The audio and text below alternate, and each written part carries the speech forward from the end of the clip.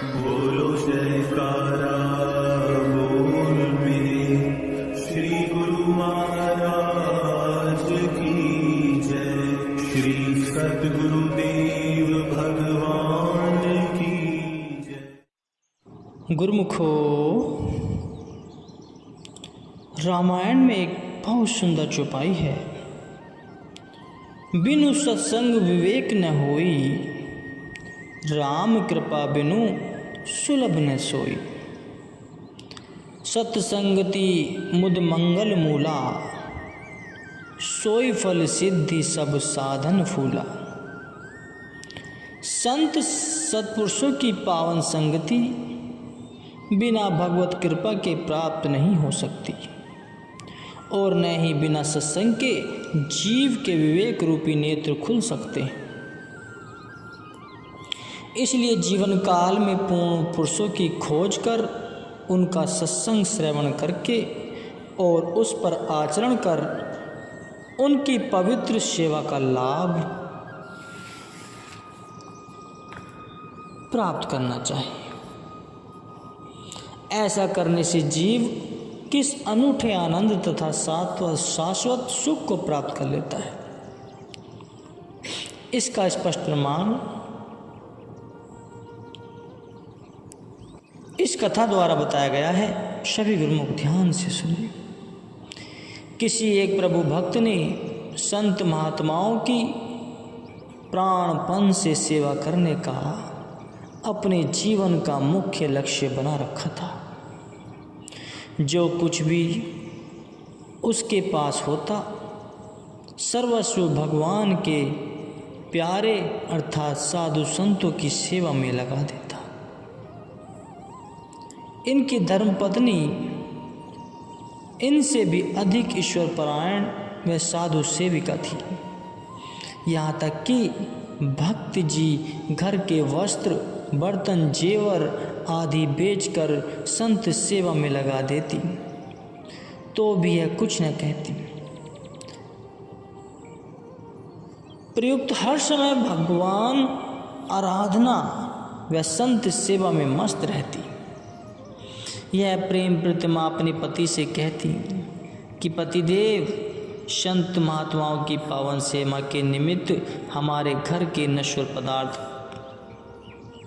खर्च हो, तो इससे बढ़कर हमें और खुशी क्या हो सकती है। दाता तो यह स्वयं ही है,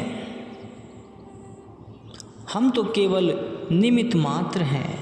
इन्हीं शुभ व श्रेष्ठ विचारों के होने पर ही इस अनन्य प्रेमिका ने अपने समस्त आभूषण, जो कि स्त्री जाति को प्राणों से भी प्यारे होते हैं, वे संत सेवा में लगा दिए। जहाँ केवल धन का खर्च ही हो और आमदन का कोई साधन न हो, तो भला संचित धन, इकट्ठा धन कब तक काम आएगा।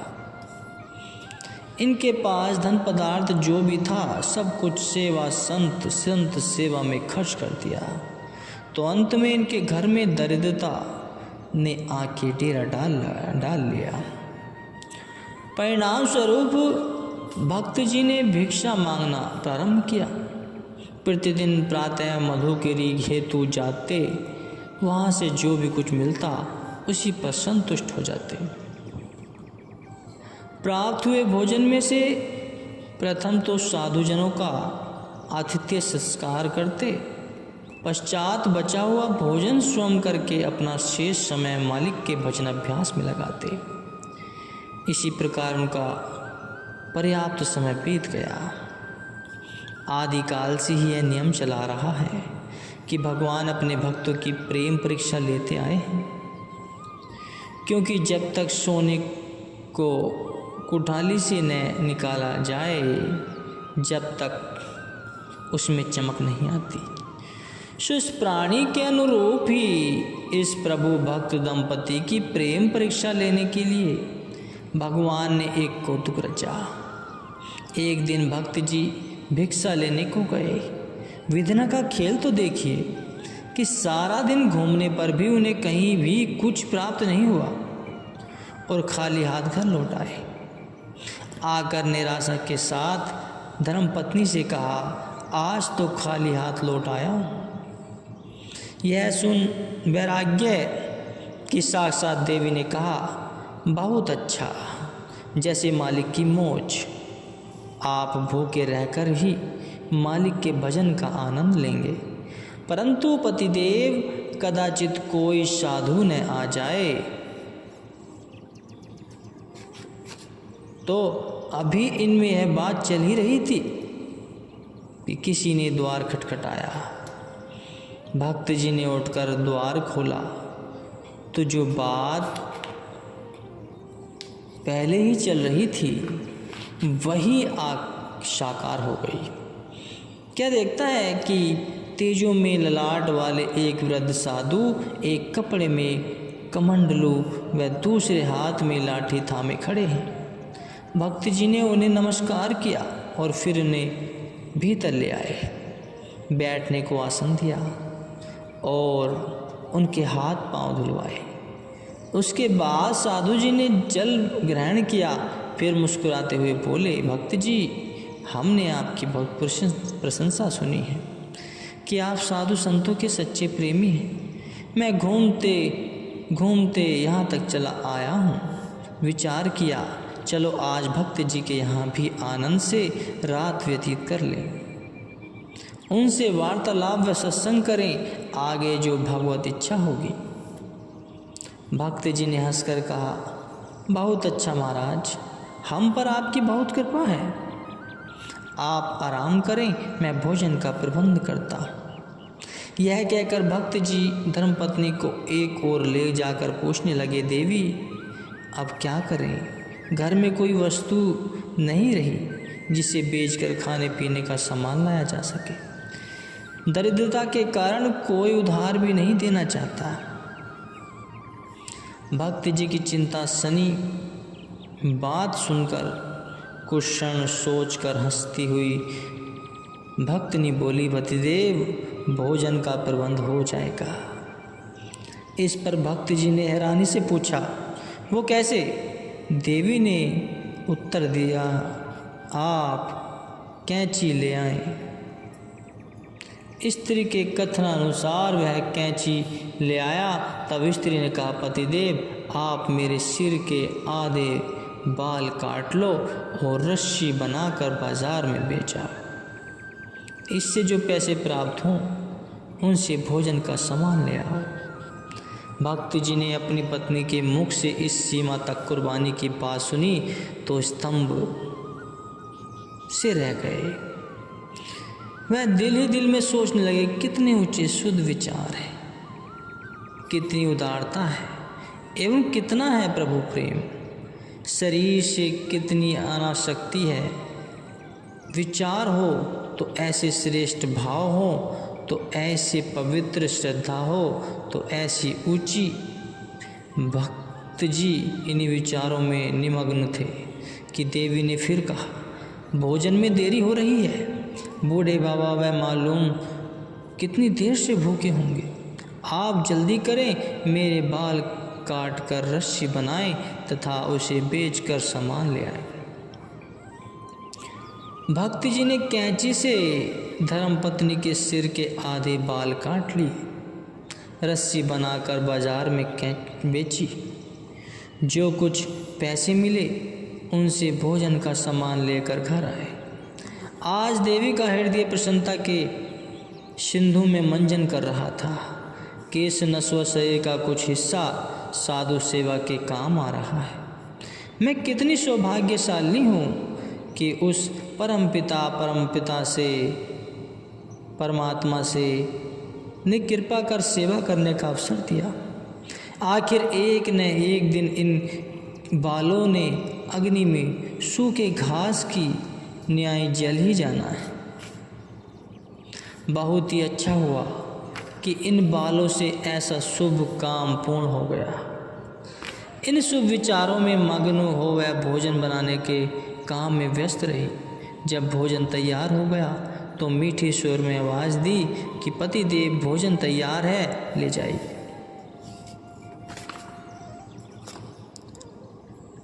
परोसा हुआ भोजन भक्त जी ने साधु जी के आगे रखा। प्रेम संचित भोजन पाकर संत जी तृप्त हो गए। उसके बाद दंपति ने उनका बचा हुआ प्रसाद ग्रहण किया। कुछ देर बीतने पर संत जी ने उनसे प्रेम भक्ति पर सत्संग किया।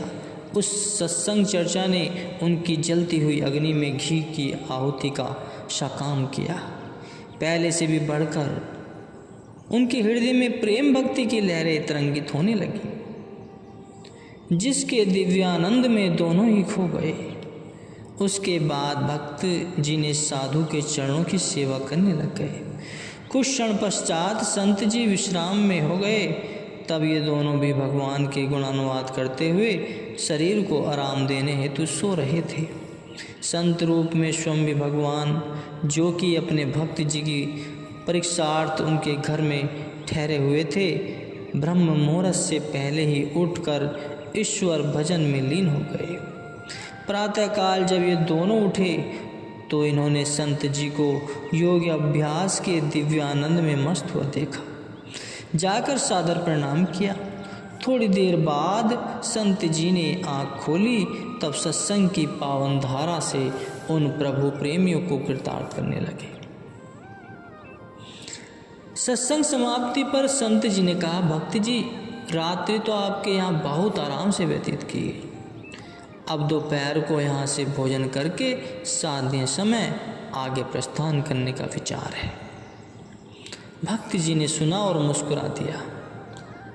तदुपरांत दोनों प्रेमी वहाँ से बाहर आए और चिंतातुर हुए भक्त जी धर्मपत्नी से कहने लगे, देवी, रात को तो भोजन का प्रबंध किया किसी न किसी प्रकार हो गया था, किंतु अब दोपहर के भोजन का प्रबंध कैसे होगा।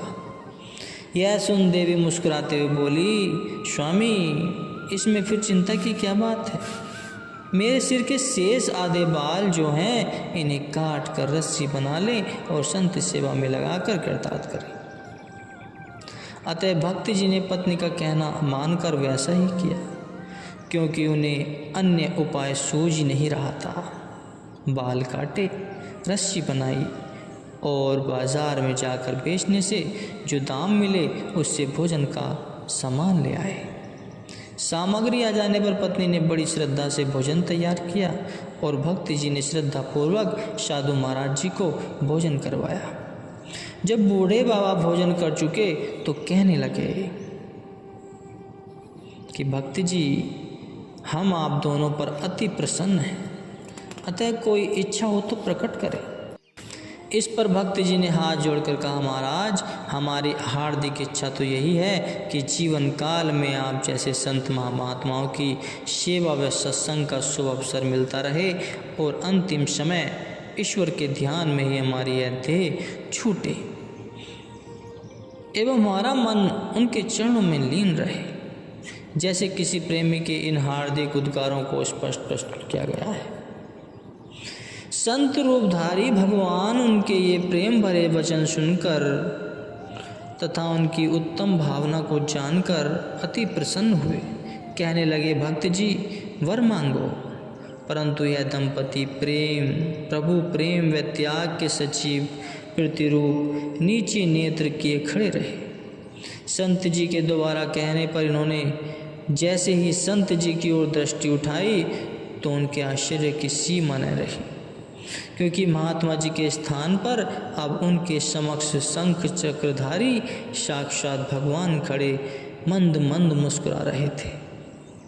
यह देख दंपति ने उनके चरणों पर सिर रखकर प्रेमाशु अक्षुओं से उनके पदांबुजों को प्रसावित धोना शुरू कर दिया।